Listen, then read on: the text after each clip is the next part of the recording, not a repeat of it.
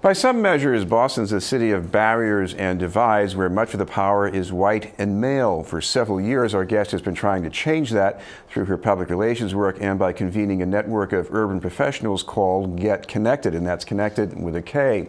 More recently, she's changed the conversation and maybe the narrative with a new Who's Who, the Boston area's most influential people of color, also known as the GK 100. We'd like to welcome the president and CEO of Colette Phillips Communications, Colette Phillips. Thank you very much for being with us, Colette. Thank you, Chris. Before we get to the list and who's on it, talk about how this evolved, because this is not just a reaction to other people's lists. No, this is not a reaction. It came about because, people keep saying, oh, every time they look at a list, it's lacking in diversity. And we all know that Boston is now a city that is 53% people of color. 1 in 4 Bostonians is foreign born, and 2 in 4 describe themselves as diverse. So when you look at lists like are put together by various institutions and it doesn't reflect that, one has to ask why. And so I said, why, instead of complaining and whining, why not create the list by showing all of these highly accomplished people who are doing amazing things and are contributing to the economic and social fabric of Boston. Now, I had 2 reactions when I saw some of the names and faces on the list. I've never seen so many names and faces that were missing from, let's say, one of the other kinds of lists, and yet who seemed to deserve to be. I mean, they were really solid people. Yes. They really accomplished things. Absolutely.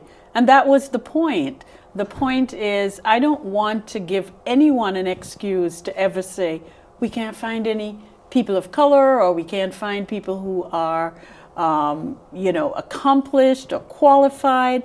When you look at the list, it's a list of 100 of the most, I would say, highly accomplished, highly educated, what I would call high achieving individuals of diverse cultural backgrounds. And in addition to that, there was also a GK 50, which were made up of the trailblazers, the pioneers, the legends, the Mel Kings, the Hubie Joneses, the Wayne Budds, the Frank Chin from Chinatown, Sarah Ann Shaw, who is broke the color barrier in television in Boston. And so these are people who are still influencers, even though they are a bit older, but they opened the door for those of us of this generation. And then we did the GK 25. We picked 25 emerging leaders, people like Dan Coe, the mayor's chief of staff, and Nurice Camargo, a young woman who started a project called the Chica Project to help young Latino girls take pride in themselves and become motivated to succeed. And so then we did the Founders 12. And that was what I call focusing on citizen activism. People like Tina Cherry, who lost a son, could have become angry and bitter, but instead took that experience and turned it into something positive to fight violence. Or Robert Lewis, who has The Base, where he's connecting sports and academics to get young people engaged in going far in school. So I think that was the point. I put a list together of 185 highly accomplished people. Well, it does challenge the definition of power, because before, Boston Magazine, they either run a big business, a big hospital, they raise lots of money. Yes. But I guess there are other ways to describe power. There are other ways. I think so, and I think it's not about whose pocketbook is the biggest. Because if you look at somebody like a Sheila Marcella, who is on the list, who is a founder of Care.com, they are a multi-million-dollar multinational that is now on the stock market and in 16 different countries. There is Niraj Shah, who is the founder of Wayfair, which is a way to shop for furniture without ever leaving your couch. or your television or your mobile device. These are people who are innovators, who are creating and part of the new economy and the new Boston. And I think it's something that we should all take pride in, to say we are creating an inclusive Boston. That was the point of this list. Not to point fingers or to blame anybody, but to say, here is the new Boston, and now we have an opportunity to welcome them. Well, you've almost created an ideal board. but what about the real life boards where they don't have enough people like this? Does this make a difference? Of course it does, because now people can go to the website, www.getconnected.com/GK100. They can download the list. They can come to Colette Phillips Communications and say, I need help in finding qualified people, Colette. They can come to Get Konnected, which is a place where people of all cultural backgrounds, Black, white, Latino, Asian, immigrants, graduates, CEOs, mid-level, all industries and sectors come together every other month at a location that is often advertised in advance, and it's all for the purpose of networking.